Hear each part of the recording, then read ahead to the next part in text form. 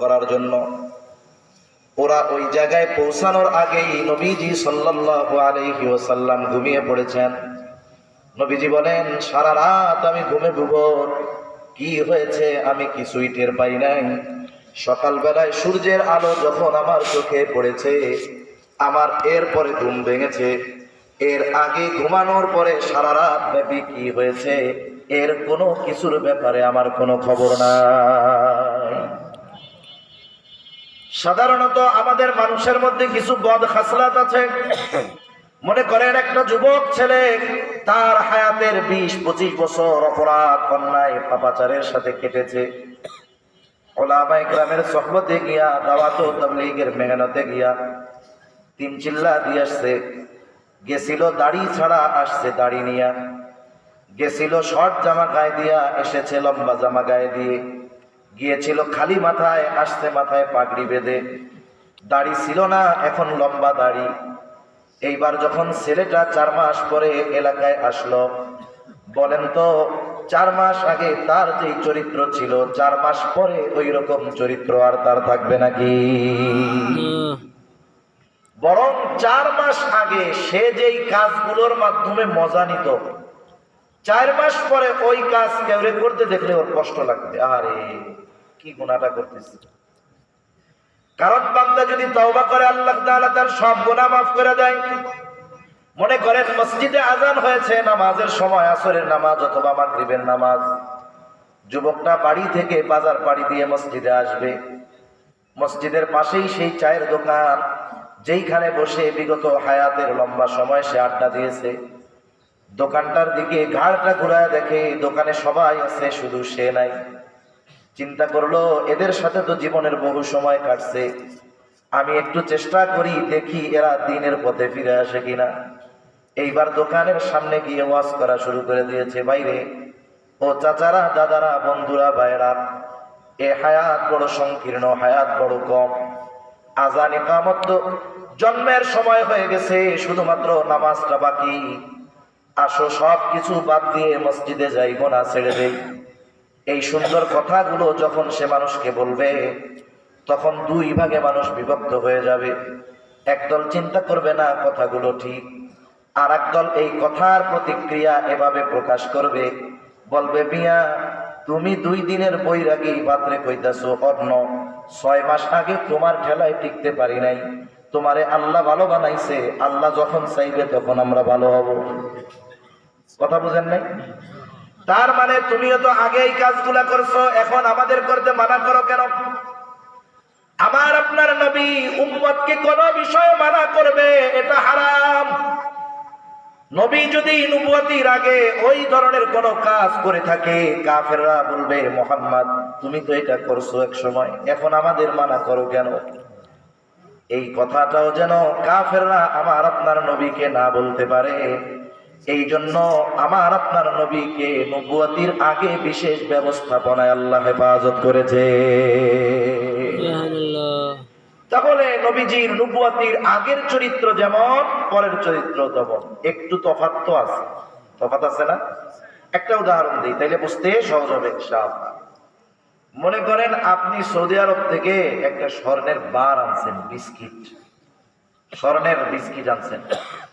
আইনা চোর ডাকাতের ভয়ে এটারে খুব সুন্দর মতো কাপড়ে চোপড়ে মোড়াইয়া এক কোনায় আলমারির মধ্যে ফেলাই রাখছেন। 10 বছর পর ওইটারে বাইর করছেন। যখন কিনে এনেছিলেন, যেই উজ্জ্বলতা ছিল, 10 বছর ফালায় রাখলে ওই উজ্জ্বলতা থাকবে? পিতল বা তামা বা কাঁসার কালার হয়ে যাবে। যদিও কালার পরিবর্তন হবে, উজ্জ্বলতা থাকবে না, কিন্তু তার দাম কমবে না। মূল্য ঠিক থাকবে, তবে উজ্জ্বলতা থাকবে না, এটাই বাস্তব। কিছু করা লাগবে না। আপনি যখন স্বর্ণকারের কাছে যাবেন, ও একটু চুবনি দিয়ে ধুইয়া দিবে, সাথে সাথে আবার উজ্জ্বল হয়ে যাবে। উজ্জ্বলতা বাড়ার কারণে দাম কিন্তু বাড়লো না, কিন্তু চাহিদাটা বেড়ে গেল। উজ্জ্বলতা নাই, দাম কিন্তু কমলো না। নবীজির নবুয়তির আগের চরিত্র স্বর্ণ, পরের চরিত্র স্বর্ণ। নবীজির নবুয়তির আগের স্বর্ণ কেমন? বলে একটু উজ্জ্বল, কম। পরের চরিত্র কেমন?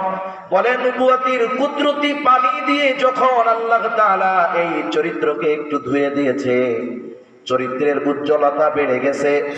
আগে নবীর চরিত্রে মুগ্ধ হয়েছে মক্কাবাসী, আর নবুয়তির পরে নবীর চরিত্রে মুগ্ধ হয়েছে গোটা বিশ্ববাসী।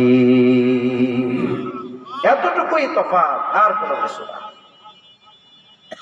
রাসূল আকরাম সাল্লাল্লাহু আলাইহি ওয়াসাল্লামের চরিত্রের ব্যাপারে কাফেরদের অবস্থান কেমন ছিল?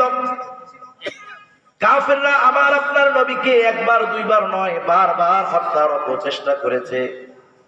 নবীজি নামাজে গিয়েছেন, সিজদায় উটের নাড়ি বুড়ি এনে নবীজির উপরে চাপায় দেওয়া হয়েছে, যেন আর না উঠতে পারে, মরে যায়। আবার গলার সাথে শক্ত কাপড় পেঁচায়া পেঁচ দেওয়া হয়েছে, যাতে শ্বাসরুদ্ধ হয়ে মারা যায়। আবার যাতে করে সম্মিলিতভাবে নবীজিকে হত্যা করা যায়, যেন কোনো গোত্র অপর গোত্রকে দোষারোপ না করতে পারে। বারবার হত্যার অপচেষ্টা তারা করেছে ঠিক, কিন্তু নবীজির চারিত্রিক ব্যাপারে অপবাদ দেওয়ার দুঃসাহস কখনো করে নাই। বরং নবুয়তির বহু আগে মক্কার কাফেররাই আমার আপনার নবীজির উপাধি দিয়েছে আল আমিন আস-সাদিক, সত্যবাদী আমানতদার। নবুয়তির কমপক্ষে 20 বছর আগে নবীজি সাল্লাল্লাহু আলাইহি ওয়াসাল্লামের ব্যাপারে তারা এই উপাধি দিয়েছে যে তুমি আল আমিন, বিশ্বস্ত, আমানতদার, তুমি বিশ্বস্ত, as-সাদিক, তুমি সত্যবাদী। এই উপাধি কাফেররা নবীজির নবুয়তির কমপক্ষে 20 বছর আগে। একটা মানুষের সুন্দর চরিত্রের সবচাইতে বড় গুণ হলো সত্যবাদিতা। মনে করেন হুজুর দাওয়াত দিছে আমারে, এখন সব ভালো, শুধু শুনছেন এই হুজুর মাঝে মধ্যে 2-4টা মিথ্যা কথা কয়, কেমন তো ভালো লাগবে শুনে। হুজুরে দেখবেন ধর্মীয় হুজুর, আপনি লোক আর মানে মিথ্যাবাদীকে দাওয়াত দিছে। তার মানে দেখেন সব ভালো, সত্যবাদিতার গুণ নাই, একটা ভালো আর ভালো লাগে না। এজন্য কোরআনুল কারীমে আল্লাহ তাআলা মুত্তাকি হওয়ার জন্য আদেশ দিয়েছেন। মুত্তাকি, আল্লাহ তাআলা বলেন ইয়া আইয়ুহাল্লাযীনা আমানুত্তাকুল্লাহ হাক্কা তুকাতিহি ওয়া লা তামুতুন্না ইল্লা ওয়া আনতুম মুসলিমুন। আল্লাহ তাআলা বলেন হে ঈমানদারেরা, তোমরা আল্লাহ তাআলাকে ভয় করো, বলে ভয় করার মতো ভয় করো, আর মুসলমান না হইয়া মৃত্যুবরণ কইরো না। ঈমানদারকে মুত্তাকি হওয়ার আদেশ যিনি দিলেন তিনি কে? সামনের থেকে জোরে গান কে? আল্লাহ। সামনে নির্বাচন হইলে মিছিল টিছিল দিতে হইব, হুজুররা যদি কেউ খাড়ায় দেওয়া লাগবে না। এই তো তাইলে আল্লাহর নাম জোরে গান। কেউ যদি আল্লাহর নাম জোরে কইতে দেয় বুক ফাইটা স্ট্রোক করে মরে যায়, ওর সে সৌভাগ্য আর কেউ নেই। কারণ ওর জীবনের শেষ কথা মুখ দিয়া বাইর হইছে আল্লাহ। অথচ হাদিসে আল্লাহর নবী কি বলেন? এই পৃথিবীতে যতক্ষণ আল্লাহ আল্লাহ বলনেওয়ালা একজন লোক থাকবে, শুধুমাত্র এই ব্যক্তির কারণে আল্লাহ পৃথিবী ধ্বংস করবে না। সুবহানাল্লাহ। তাহলে মুত্তাকি হওয়ার আদেশ দিলেন কে? আল্লাহ। কোরআনুল কারীমের অন্যতম একটা বৈশিষ্ট্য হলো কোরআনুল কারীমের মধ্যে শুধু আল্লাহ তাআলার নির্দেশ আছে এমনটা নয়, ওই নির্দেশ কর্মে পরিণত করার পদ্ধতিও আল্লাহ তাআলা বলে দেন। কখনো কখনো ওই আদেশটাকে আমলে পরিণত করার সুস্পষ্ট ব্যাখ্যা আল্লাহ নিজেই দিয়ে দেন।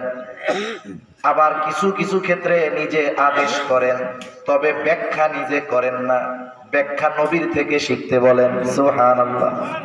কেমনে গো? একটা উদাহরণ দেই। কোরআনুল কারীমের মধ্যে নামাজের আদেশ আছে, করেছেন কে? জোরে বলেন না কে? কোরআনুল কারীমে 82 জায়গায় নামাজের কথা আছে।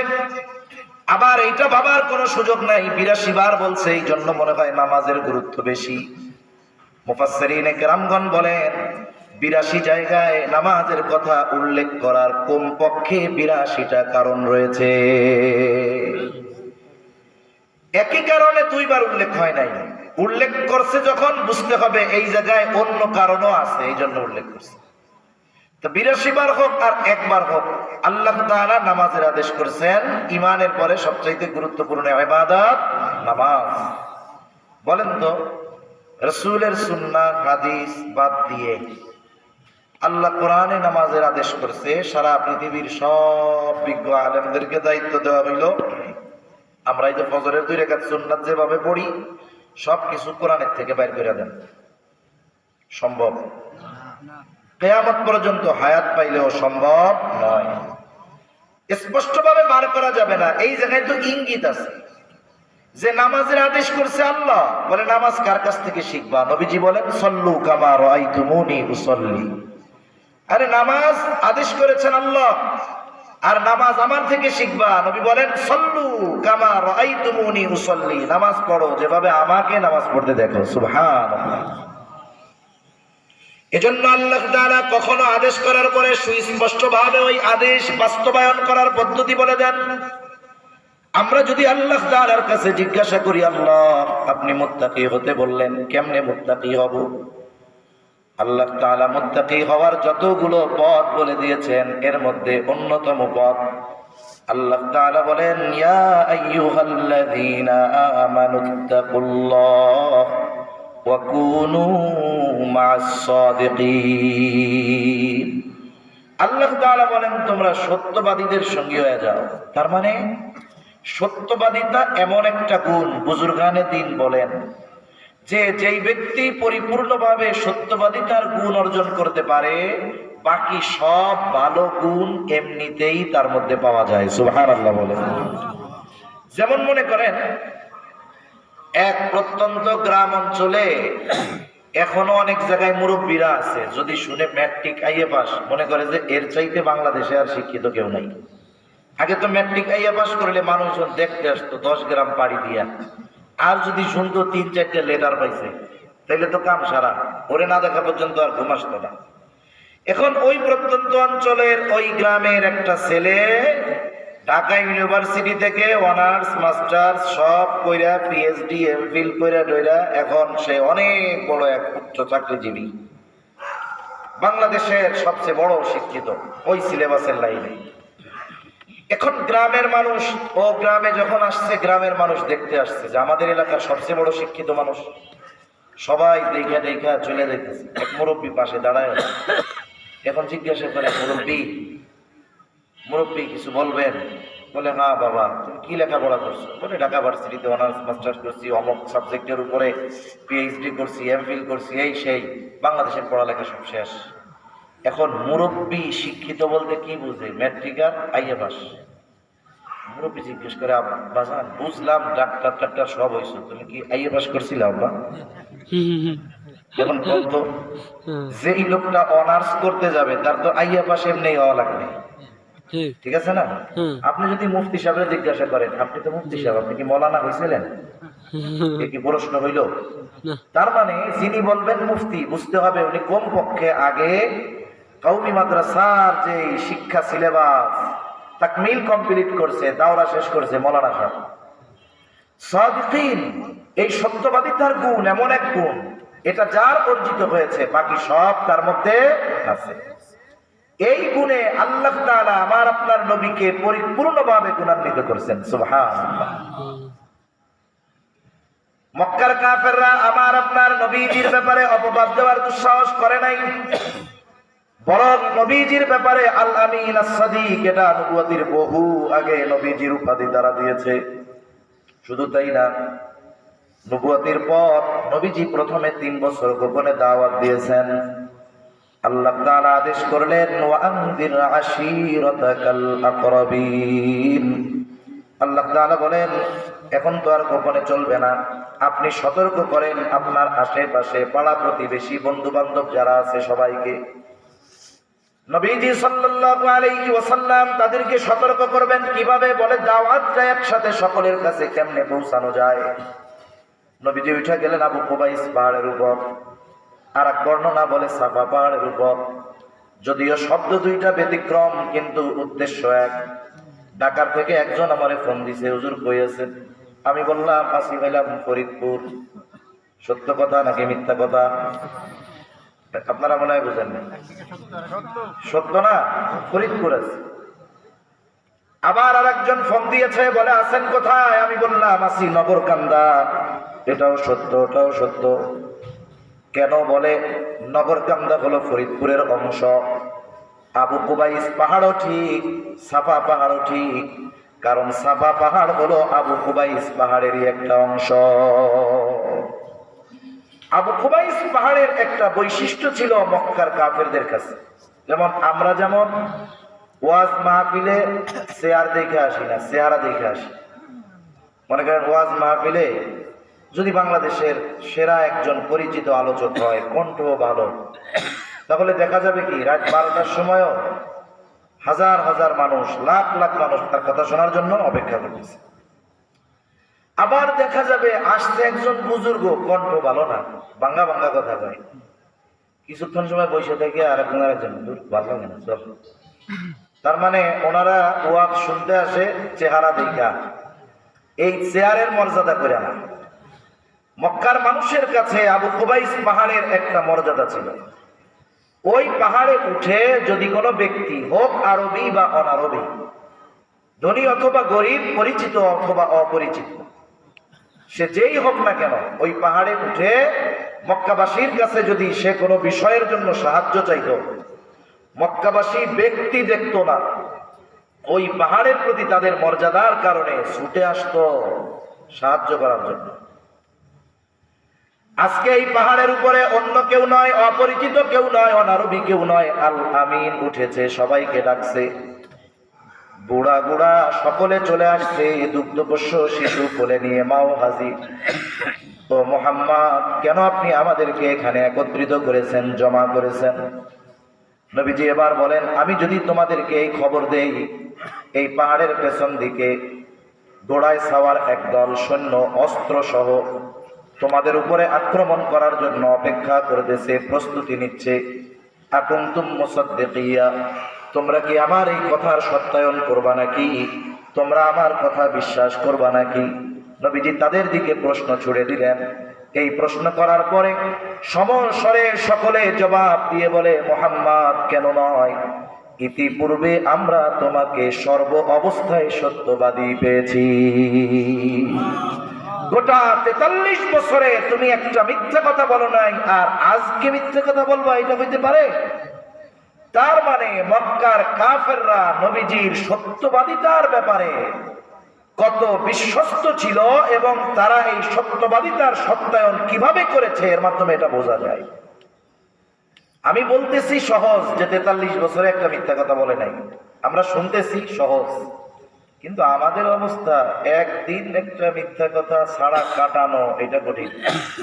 সোজাসুজি না হোক, কমপক্ষে ঘুরে ফিরে হইলেও আমাকে কইতে হবে, নইলে আর ভালো লাগে না। অথচ গোটা 43 বছরে সলচাতুরি মিথ্যা কথা আমার আপনার নবীজি একটাও বলেন নাই। সুবহানাল্লাহ। রাসূল আকরাম সাল্লাল্লাহু আলাইহি ওয়াসাল্লাম থেকে উম্মত মানুষদেরকে ঠেকানোর জন্য কাফেররা যেই পলিসি ব্যবহার করেছে, চারিত্রিক অপবাদ দেওয়ার দুঃসাহস করে নাই, কিন্তু কাফেররা নবীকে মানুষদের থেকে দূরে ঠেলে দেওয়ার জন্য, মানুষরা যেন নবীজির কাছে না যায়, এই জন্য মানুষের মধ্যে নবীর ব্যাপারে তারা 4টা শব্দ বলতো। কয়টা শব্দ? এই 4টি শব্দ কোন মানুষের চারিত্রিক ত্রুটির কারণ হতে পারে না। যেই বছর গোপনে দাওয়াত বাদ দিয়ে প্রকাশ্যে দাওয়াত দিলেন, জাহেলিয়াতের সময়ও হজ হইতো, পৃথিবীর বিভিন্ন প্রান্ত থেকে মানুষ বাইতুল্লাহ জিয়ারতের জন্য আসতো।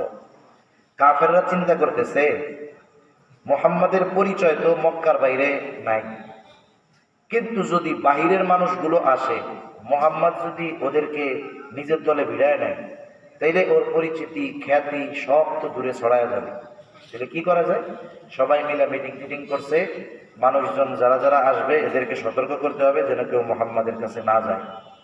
কেমনে সতর্ক করবা? ফেসবুক তো নাই, টেলিভিশন মিডিয়া কিচ্ছু নাই, কেমনে করবা? দায়িত্ব দিতে, মক্কা প্রবেশের যতগুলো রাস্তা আছে, শহরে ঢোকার যত রাস্তা আছে, ওই রাস্তার মুখে ওনাদের প্রতিনিধি দাঁড়া করাই দিচ্ছে। একটা লোকের কানও বাদ যাবে না এই খবর থেকে।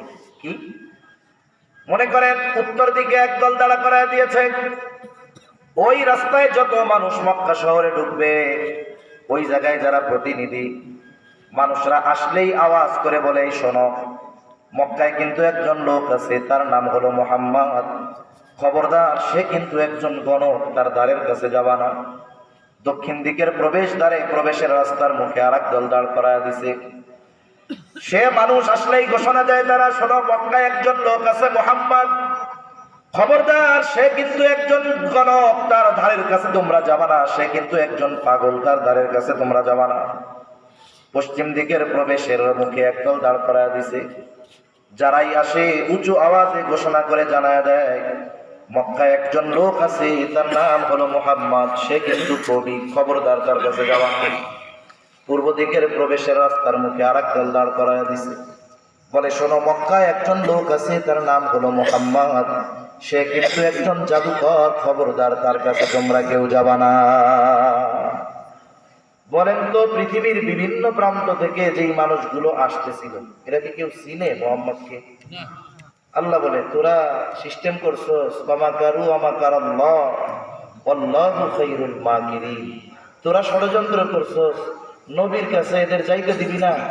আর আমার পলিসি কি দেখ, তোদের মাধ্যমে আমার নবীর নাম ওদের হৃদয় পর্যন্ত আমি পৌঁছায়া দিব। চিন্ত না কেউ।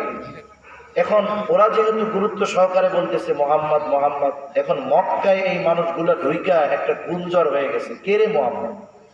সে তো ছোটখাটো জাদুকর হবে না, ছোটখাটো কবি হবে না, ছোটখাটো গণক তো হবে না, সে তো ছোটখাটো কোনো পাগল হবে না।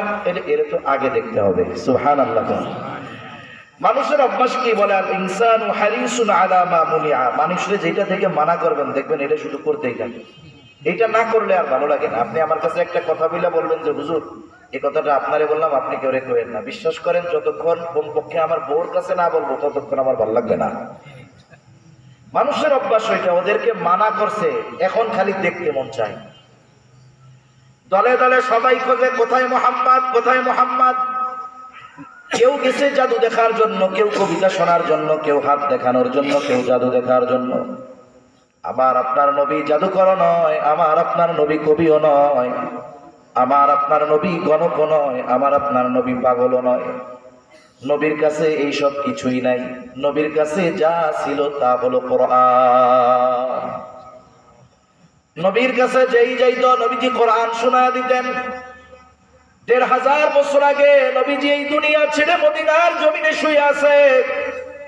১৫০০ বছর পরে আমাদের এই বাংলাদেশের জমিনেও, বিশেষ করে শীতের সময়, আন্তর্জাতিক মানের কারি সাহেবরা এসে সুললিত কণ্ঠে তিলাওয়াত শোনায়।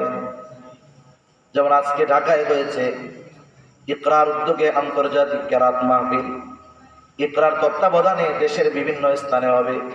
আবার অন্যান্য অনেক সংগঠনের উদ্যোগে কেরাত মাহফিল হবে। ওই কেরাত সম্মেলনে শুধু এই মাদ্রাসার হুজুররা যায়, তালিবুল ইলমরা যায় এমনটা নয়, বরং শ্রোতাদের বড় একটা অংশ এমনও থাকে যারা কোরআনটা দেখেও পড়তে পারে না, যায় কোরআন তিলাওয়াত শুনতে। শুনতে তো ভালো লাগে, আবার আইসা কিন্তু দোষও কয়। দোষ বলতে কি কয়, হুজুর এরা এত বড় কারি, কিন্তু এর মুখের মধ্যে কোনো দাড়ি নেই, নাকি ওঠে না, না উঠতে দেয় না হুজুর, মানে দাড়ি ছাড়া গাড়ি, অভিযোগ দায়ের করে এসে। কারণ আমাদের দেশের মানুষ দাড়ি না থাকলেও দাড়িরে মহব্বত করে। মনে করেন আপনার মসজিদের মুসল্লি যারা সকালে একবার বিকালে একবার শেভ করে, দাড়ি উঠতেই দেয় না। এখন ওই লোক যখন মসজিদে গেল, ইমাম সাহেব চিন্তা করছে ওই লোকের তো ওই অবস্থা। ওই লোক যদি মসজিদে গিয়া দেখে যে ইমামের মুসল্লায় এমন একজন লোক, তারও চেহারা যেমন, ওনারও চেহারা যেমন, দাড়ি ওনারও নাই, উনিও একটু আগে শেভ করে আসছে, কিন্তু ওই দাড়ি ছাড়া লোক ওই ইমামের পিছনে নামাজ পড়বে, মসজিদ মাথার উপর উঠে ফেলবে। কাকা কি করছেন আপনি? সভাপতি ইমাম একটা রাখছেন, দাড়ি দুড়ি কিচ্ছু নাই, এর পিছনে নামাজ হয়? এর দ্বারা একটা জিনিস বোঝা যায় যে নিজের না থাকলেও দাড়িওয়ালাদের দ্বারা মহব্বত করে। দাড়ির প্রতি একটা দুর্বলতা তাদের আছে, ঠিক কিনা বলেন? বলে যে দাড়ি নাই হুজুর, কিন্তু যে তিলাওয়াত করে হুজুর, একেবারে কলিজাটা ছিঁড়া নিয়ে যায়। কয় না এরকম? কারি সাহেব কানে হাত দিয়ে তিলাওয়াত করে, والضحى والليل إذا سجى ما ودعك ربك وما قلى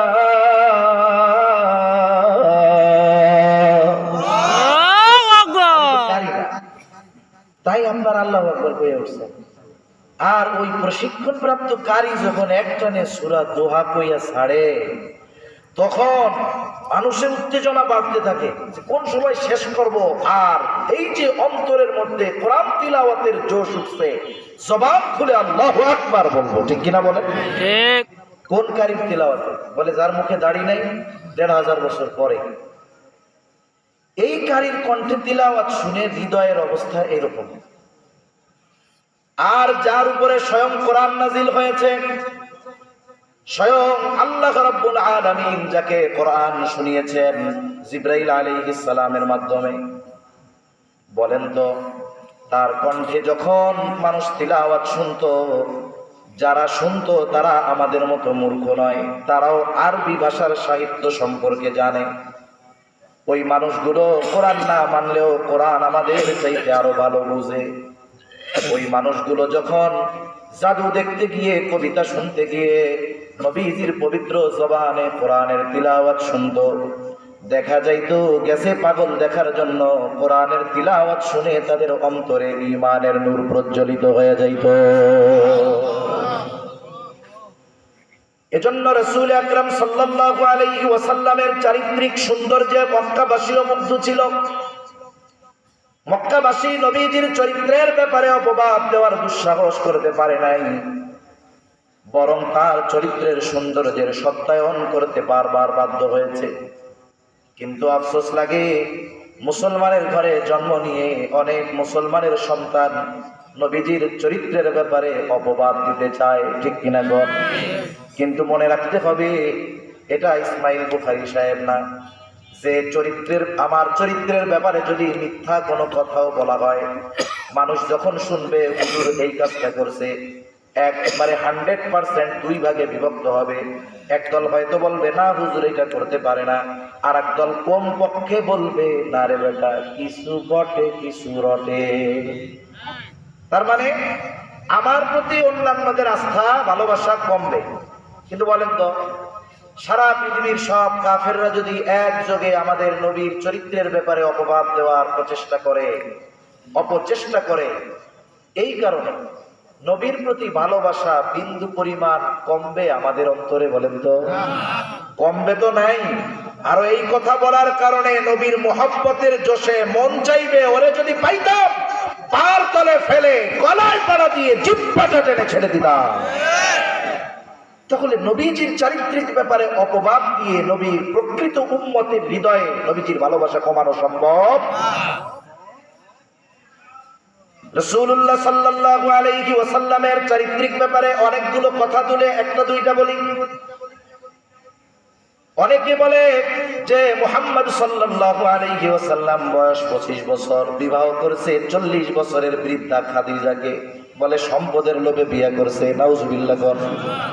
অথচ ইতিহাস বলে আমার আপনার নবী নিজের থেকে বিবাহের প্রস্তাব দেন নাই, বিবাহের প্রস্তাব বাস্তবে খাদিজার পক্ষ থেকেই এসেছে। খাদিজা যখন রাসূলুল্লাহ সাল্লাল্লাহু আলাইহি ওয়াসাল্লামকে দায়িত্ব দিয়েছেন ওই ব্যবসায়িক কাফেলা পরিচালনার, মূলত হলো খাদিজা রাদিয়াল্লাহু তাআলা আনহার পরপর দুইজন স্বামী ইন্তেকাল করার পরে উনি নিয়ত করছে যে আমি আর বিবাহ শাদী করব না, বাকি জীবন এভাবে কাটিয়ে দেব। স্বামীদের থেকে কিছু সম্পদ পাইছে, বাবার কিছু সম্পদ দিয়ে উনি ব্যবসা শুরু করছে। উনি একজন বুদ্ধিমতী নারী ছিলেন। ওই সময় অনেক রাজা বাদশাহ ধন দৌলতওয়ালা মানুষ ওনাকে বিবাহ করতে চাইছে, উনি রাজি হন নাই। ওই জাহেলিয়াতের সময়ও ওনার উপাধি ছিল তাহেরা, পবিত্রা, পূত পবিত্রা।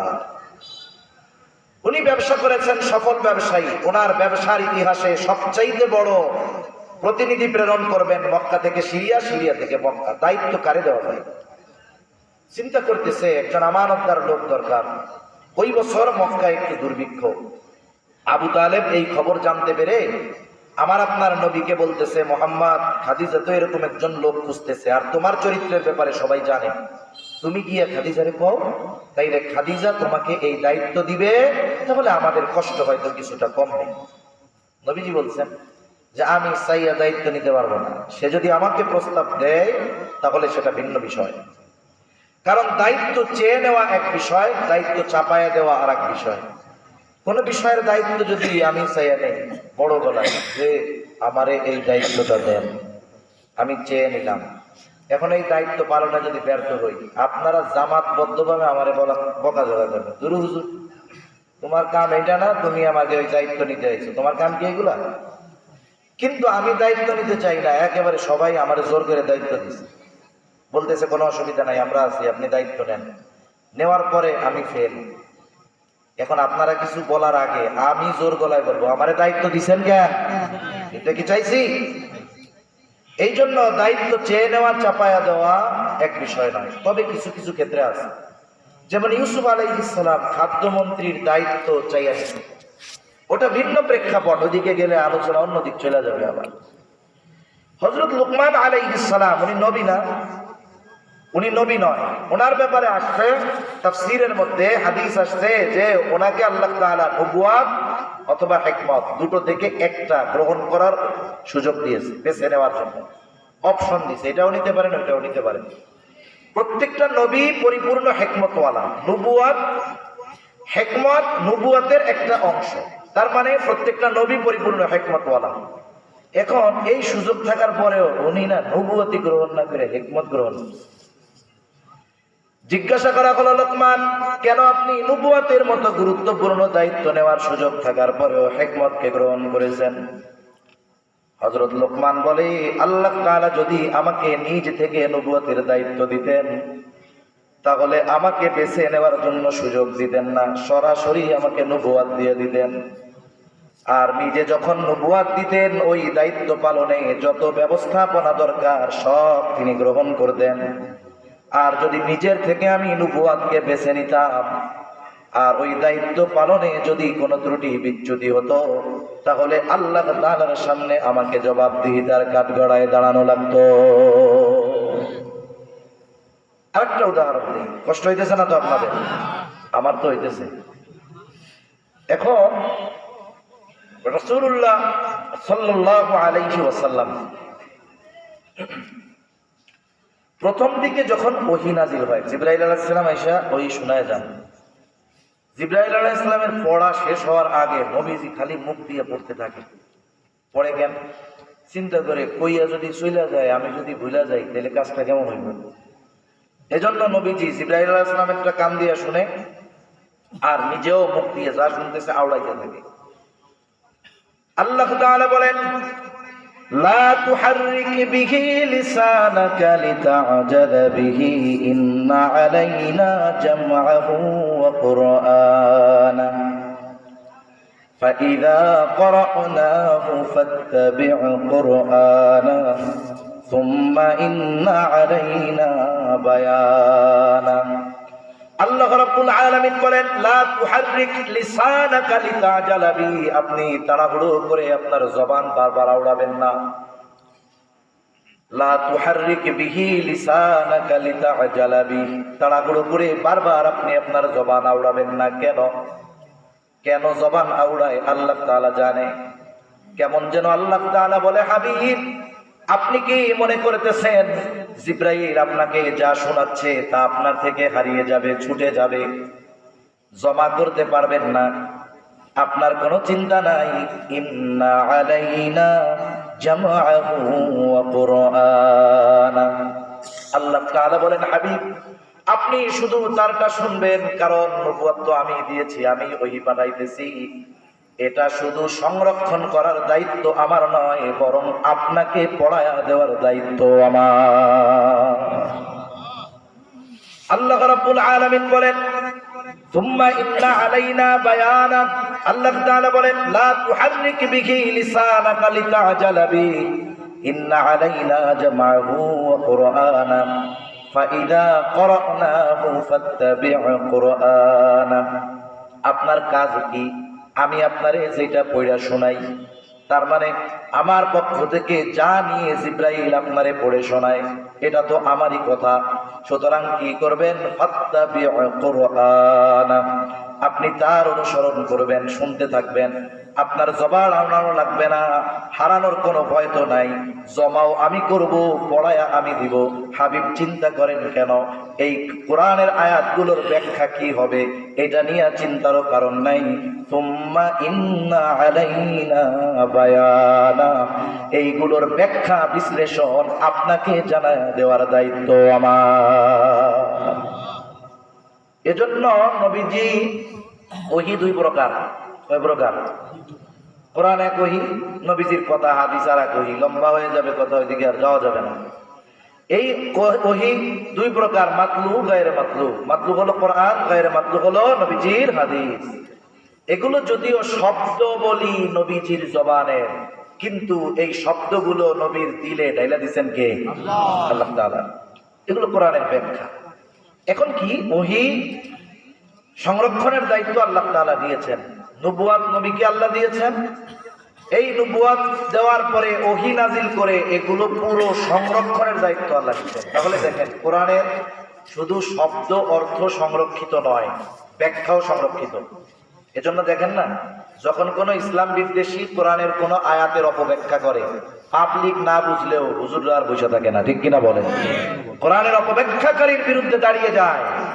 এজন্যই তো এই পৃথিবীতে অনেক বড় বড় পরিচিত ব্যক্তিদের সাথে আহলে হক উলামা ইকরামের অনেক মতাদর্শের মধ্যে তফাৎ আছে। এজন্য যখনই কেউ কোরআনের ব্যাখ্যা নিয়ে উল্টোপাল্টা করে, তখনও উলামা ইকরাম ছাড় দেয় না। কারণ এই কোরআনের ব্যাখ্যা কি হবে এটাও নবীজির মাধ্যমে আল্লাহ আমাদেরকে জানিয়ে দিয়েছেন, ঠিক কিনা বলেন?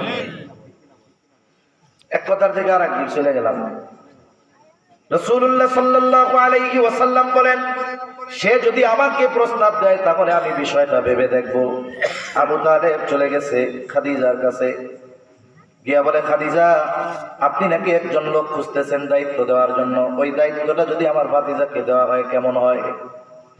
খাদিজার চেহারায় চিন্তার ছাপ ছিল। এই কথা শোনার সাথে সাথে চিন্তা দূর হয়ে গেছে। তিনি বলতেছে, এই দায়িত্বটা যদি মুহাম্মদ নেয় এর চাইতে উত্তম আর কোনো কিছুই হতে পারে না। এখন আবু তালেব সুযোগ পাইছে, বলে, শুনেন, আমার কথা তো শুনবে না, আপনি যদি ওরে প্রস্তাব দেন তাহলে রাজি হইতে পারি।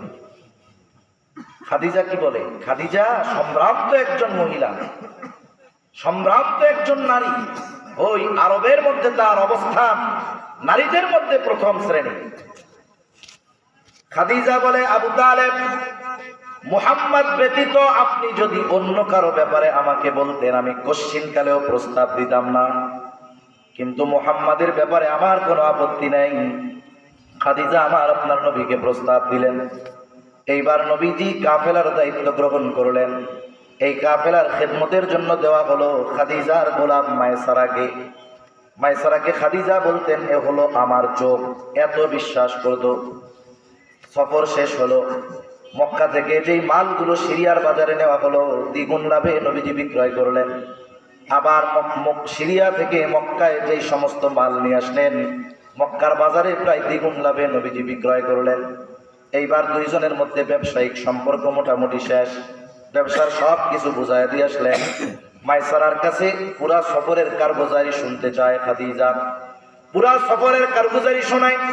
কয়েকটা আজীব আজীব ঘটনার কথা যখন মায়সারা খাদিজাকে বলে, খাদিজা, প্রচন্ড রোদ, দুপুর বেলা, আকাশের কোথাও কোনো মেঘ নাই, আমরা এই দিনের আলোতে পথ চলতেছি, কিন্তু খেয়াল করে দেখলাম মুহাম্মদ যেই জায়গা দিয়ে চলে আকাশের কোথাও মেঘ না থাকলেও এক খণ্ড মেঘ সব সময় মুহাম্মদকে ছায়া দিয়ে রাখে।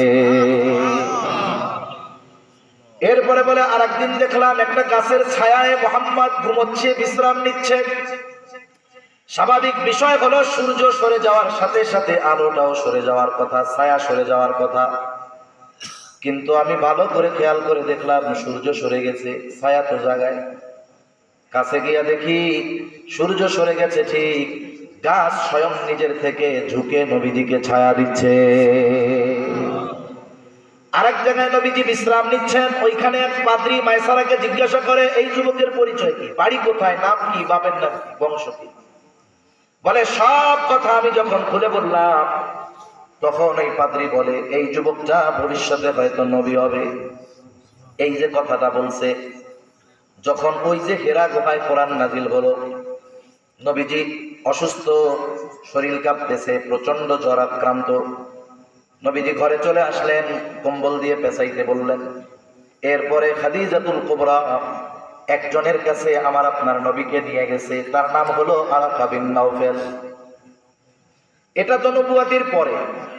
অথচ যখন মায়সারা আয়েশা বলছে মুহাম্মাদের ব্যাপারে এই পাদ্রী এই কথা বলেছে, ওই সময় খাদিজা আরাকা বিন নাউফেলের কাছে চলে গেছে, গিয়া বলে, ভাই এই আরব ভূখণ্ডে কোন নবী আসবে নাকি?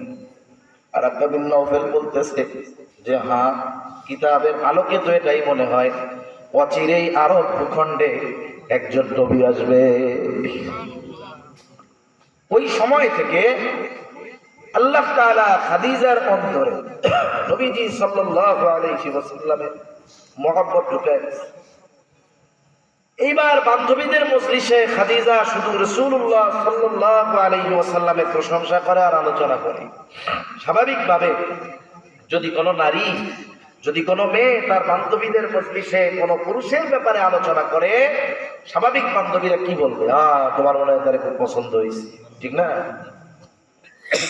বান্ধবীদের কাছে যখন প্রশংসা করে, কারণ জানতে পারছে নবুয়াতির সব গুণ তার মধ্যে আছে। এইবার বান্ধবীদের মধ্যে একজন বলে, খাদিজা তোমার যদি এত পছন্দ হয় বিয়ের প্রস্তাব দিয়ে দাও।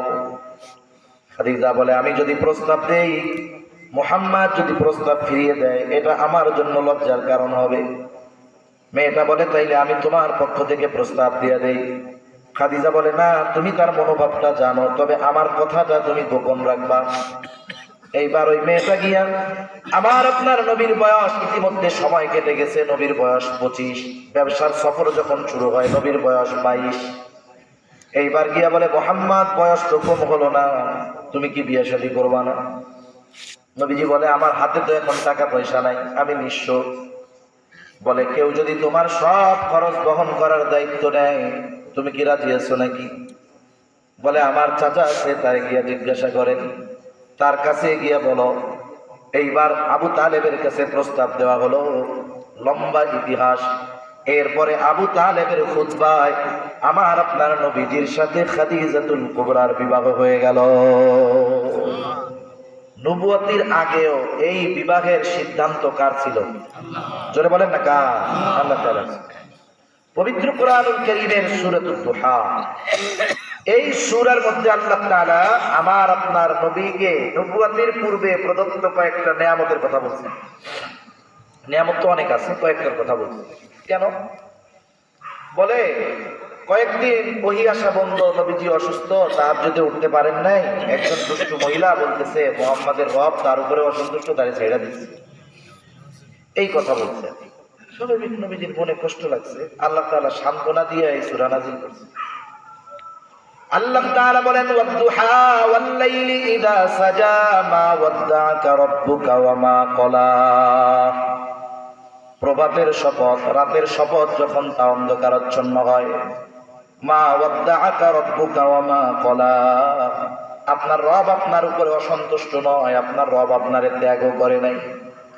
ওয়ালাল আখিরাতু খায়রুল লাকা মিনাল উলা ওয়ালা সাওফা ইউতিকা রাব্বুকা ফাতারদা। সোজা কথায় আপনার জন্য প্রতিটা পরবর্তী মুহূর্তের চাইতে উত্তম। তার মানে নবীজির সম্মান মর্যাদা বাড়ার গতি কেমন? আমাদের জীবনের গতিটা হলো এরকম, এই যে বাড়ে, এই যে কমে, এই যে কমে, এই যে বাড়ে, এই যে কমে, বাড়ে, এরকম, তাই না? তার মানে নবীজির মর্যাদা সম্মান বাড়বে, তার জন্য কল্যাণ বাড়বে, এই গতি। তার মানে আগের মুহূর্তে যতটুকু, পরের মুহূর্তে তার চাইতে বেশি। প্রত্যেকটা পূর্ববর্তী সময়ের চাইতে পরবর্তী সময় আপনার জন্য উত্তম।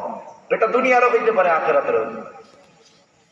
এরপরে আল্লাহ তাআলা বলেন, ওয়ালা সাওফা ইউতিকা রাব্বুকা ফাতারদা। আপনার রব আপনাকে অচিরেই এমন কিছু দিবে, আপনি খুশি হয়ে যাবেন। আল্লাহ রাব্বুল আলামিন এরপরে কেমন যেন বলেন, হাবিব আপনি এদের কথায় কেন প্রভাবান্বিত হন? আরে আপনার নবুয়ত দিয়া সব কিছুর জিম্মাদারি আমি নিয়েছি, এখন কি আপনারে আমি ছাইড়া দিতে পারি? অথচ দেখেন আপনি যখন ইয়াতিম ছিলেন আপনারে ছাইড়া দেই নাই। আলাম ইয়াজিদিকা ইয়াতীমান ফাআওয়া, তিনি কি আপনাকে ইয়াতীম অবস্থায় পায় নাই? ইয়াতীম অবস্থায় পাওয়ার পর তিনি কি আপনার লালন পালনের ব্যবস্থা করে নাই? ওয়াজাদাকা দাল্লান ফাহাদা, আপনার পথ অচেনা ছিল, তিনি আপনাকে সঠিক পথ চিনায়া দিয়েছেন। ওয়াজাদাকা আইলান ফাআগনা, আপনি নিঃস্ব ছিলেন নবুয়তির আগে, আপনি নিঃস্ব ছিলেন, তিনি আপনাকে ধনী বানায়া দিয়েছে। এই আয়াতের তাফসীরের মধ্যে আসছে, শেষ হয়ে যাবে, মানে কষ্ট হচ্ছে না তো? শেষ। এই আয়াতের তাফসীরের মধ্যে আসছে নবীজির সাথে খাদিজার যখন বিবাহ হয়ে গেল, এইবার রাতের বেলায় খাদিজা আমার আপনার নবীকে বলে, ও মুহাম্মদ, এতকাল আপনার সাথে আমার সম্পর্ক ছিল একরকম, আজকে থেকে আর এক রকম। এখন থেকে আমি আপনার অধীনস্থ। আমি যেহেতু আপনার, আমার সব সম্পদ আপনার, আজকে আমি আমার সব সম্পদের মালিকানা আপনাকে দিয়ে দিলাম। আপনি এই সম্পদ যেখানে খুশি, যেভাবে খুশি, যত খুশি ব্যবহার করবেন, কারণ এই সম্পদের মালিকানা আজকে থেকে আপনার। আল্লাহ তাআলা বলেন যে আপনি নিঃস্ব ছিলেন, আপনারা আমি ধনী বানায় দিয়েছি। তার মানে রাসূলুল্লাহ সাল্লাল্লাহু আলাইহি ওয়াসাল্লাম সম্পদের লোভে বিবাহ করেন নাই। মূলত এই বিবাহ তো আরশে আজিমের মালিকই নির্ধারিত করে রেখেছে, ঠিক কিনা বলেন? আর জাগতিক সিস্টেমে প্রস্তাব নবী থেকে যায় নাই, প্রস্তাব কে দিয়েছে? বলে খাদিজার পক্ষ থেকে প্রস্তাব দিয়েছে, ঠিক কিনা? এইভাবে নবীজির চারিত্রিক ব্যাপারে অনেক কথা তারা বলে, কিন্তু বাস্তবতা হলো যেগুলো তারা বলে এগুলো ডাহা, মিথ্যা কথা। কি কথা জোরে বলেন? মিথ্যা কথা। আর এর দ্বারা নবীর প্রতি আমাদের ভালোবাসা তারা কমাতে পারবে না, বরং সময়ের সাথে সাথে এই উম্মতের নবীর প্রতি ভালোবাসা, মহব্বত বাড়তেই থাকবে, ঠিক কিনা বলেন? এখন এই মহব্বতের বহিঃপ্রকাশ হিসাবে আমাদেরকে নবীজির অনুসরণ করতে হবে। অনেক গুণাবলীর কথা বলা যাইত, যাই হোক আলোচনা ছড়ায় মড়ায় করলাম আর কি। কমপক্ষে সত্যবাদিতার গুণে আমরা গুণান্বিত হব। আজকে থেকে আমি নিজে নিজে ওয়াদাবদ্ধ হব, নিজে নিজে প্রতিজ্ঞা করব যে আমার জীবনে আমি কখনো মিথ্যা বলবো না, আমি সত্যের উপরে অটল অবিচল থাকার চেষ্টা করব। কারণ আমার আপনার নবীর চারিত্রিক সৌন্দর্যের সবচাইতে বড় দিকগুলোর মধ্যে অন্যতম দিক যে নবীজি কখনো মিথ্যা কথা বলেন নাই। তাহলে এই গুণটা যদি অর্জন করা যায়, বাকি ভালো গুণগুলো আমার মধ্যে অটোমেটিক চলে আসবে। আর তাহলে কি হবে? আমার চরিত্র নবীজির চরিত্রের সাথে মিলবে, ওই রকম হবে না, তবে মিলবে, অনুসরণ করা হবে। আর আল্লাহ তাআলা নবীর চরিত্রকে সার্বজনীন করে দিয়েছেন। আল্লাহ তাআলা বলেন, লাকাদ কানা লাকুম ফি রাসূলিল্লাহি উসওয়াতুন হাসানাহ, তোমাদের জন্য রাসূলের জীবন আদর্শের মধ্যে রয়েছে উত্তম আদর্শ। বুজুর্গানে দিন বলেন, নবীজির আদর্শ যদি কাফের গ্রহণ করে, অনেক আদর্শ গ্রহণ করতে পারে না, ভালো স্বামী হইল, ভালো শাসক হইল, তাহলে তার দুনিয়ার হায়াত উজ্জ্বল হয়ে যাবে। আর ইমানদার যদি গ্রহণ করে, দুনিয়া আখেরাত উভয় জাহান উজ্জ্বল হয়ে যাবে। সুবহানাল্লাহ। তবে নবীজির আদর্শ সর্বোত্তম আদর্শ, এটা কিন্তু নরেন্দ্র মোদীও জানে। দেখবেন রবিউল আউয়াল মাস আসলে সুন্দর মতো একটা দিবে, বিবৃতি দিবে, এই অশান্ত পৃথিবীতে শান্তি আনতে মানবতার নবী মুহাম্মদুর রাসূলুল্লাহর আদর্শ অনুসরণের কোনো বিকল্প নাই। নরেন্দ্র মোদী সাহেব উনি এই দিলেন, আর বিজ্ঞপ্তি দিলেন, বিবৃতি দিলেন, উনিও জানেন, কিন্তু বলেন তো উনি কি মানে? আমরা মুসলমান সবাই জানি, আমরাও কিন্তু সবাই মানি না। আসলে মানে কারা? বাস্তবেই মানে তারা। আল্লাহ তাআলা বলেন কাদের জন্য রাসূলের জীবন আদর্শে উত্তম আদর্শ? বলে লিমান কানা ইয়ারজুল্লাহা ওয়াল ইয়াউমাল আখিরা ওয়া যাকারাল্লাহা কাসীরা, যারা আল্লাহর ব্যাপারে, আখিরাতের ব্যাপারে আশাবাদী আর বেশি বেশি আল্লাহর স্মরণ করে, বলে ওই লোকগুলোর জন্যই আসলে রাসূলের জীবন আদর্শের মধ্যে উত্তম আদর্শ রয়েছে। সুবহানাল্লাহ। আর নবীজিও বলেন ওনার আখলাক কেমন? আমার আপনার নবীর আগে সব নবী উত্তম চরিত্রওয়ালা, কোনো সন্দেহ আছে? কোনো সন্দেহ নাই। কিন্তু আমার আপনার নবী কি বলে? ইন্নামা বুইসতু লিউতাম্মিমা মাকারিমাল আখলাক, আমাকে উত্তম চরিত্রে পূর্ণতা প্রদানার্থে প্রেরণ করা হয়েছে। তার মানে অতীতের সব নবী উত্তম চরিত্রওয়ালা, আর আমার আপনার নবী শুধু উত্তম চরিত্রওয়ালা নয়, বরং উত্তম চরিত্রে পরিপূর্ণতা দান করনেওয়ালা। এখন ওই নবীর আদর্শ যদি আমরা ধরি, তাহলে পথচ্যুত হব না, পথচ্যুত হব না, আমাদেরকে মাজলুম হওয়া লাগবে না, আমরা এই পৃথিবীতে ইনসাফ প্রতিষ্ঠিত করতে পারবো ইনশাআল্লাহ। এখন কি করব? কমপক্ষে এই চেষ্টাটা করব নবীকে জানার জন্য। জানার জন্য কি করবেন? এক মাহফিলে কি সম্ভব? কমপক্ষে টাকা পয়সা একটু খরচ হইলেও 500, 1000, 2000 হইলেও সিরাতের কিতাব কিনতে হবে। ছোটটাই কিনেন, খাতামুল আম্বিয়া, সিরাতে খাতামুল আম্বিয়া, 100 টাকাও দাম, কিনে 10 বার পড়েন, 10 বার পড়েন। নবী রহমত কিনেন 1 ঘন্টা, 1 খণ্ড নিয়ে পড়েন। তাহলে কি হবে? এই পড়ার প্রভাবে আস্তে আস্তে আস্তে নবীজির আদর্শগুলো আমাদের মধ্যে ইনক্লুড হবে, প্রবেশ করতে থাকবে। ঠিক কিনা বলেন? আমি আপনি যাকে জানি না, চিনি না, তারে মানবো কেমনে? আগে তাকে চিনতে হবে, তার ব্যাপারে জানতে হবে। অথচ দেখা যাবে আমাদের মধ্যে অনেকে গোটা হায়াতে নবীজির ছোট্ট একটা সিরাত, ছোট্ট একটা জীবনীও আমরা পড়ি নাই। এটা আমাদের জন্য সমীচীন নয়। যার সুপারিশ ছাড়া কিয়ামতে বিচার শুরু হবে না, যার সুপারিশ ছাড়া জান্নাতে যাওয়া যাবে না, যার সুপারিশবিহীন আল্লাহ সুবহানাহু ওয়া তাআলা জান্নাতের দরজা ওপেন করতে দিবেন না, তার ব্যাপারে যদি না জানি, তাকে যদি অনুসরণ না করি, সেই নবীর উম্মত হওয়ার পরেও এর চাইতে দুর্ভাগ্যের আর কিছু হইতে পারে? আর কিছু পারে না। এজন্য আল্লাহ তাআলা আমাদের সকলকে রাসূলের জীবন আদর্শ আমাদের জীবনের সাথে ফিট করার তৌফিক দান করেন, আমিন। ওয়া আখিরু দাওয়ানা আলহামদুলিল্লাহি রাব্বিল আলামিন। আসসালামু আলাইকুম ওয়া রাহমাতুল্লাহি ওয়া বারাকাতুহু। দুরূদ শরীফ পড়ি। আল্লাহুম্মা সাল্লি আলা মুহাম্মদ ওয়া আলা আলি মুহাম্মদ।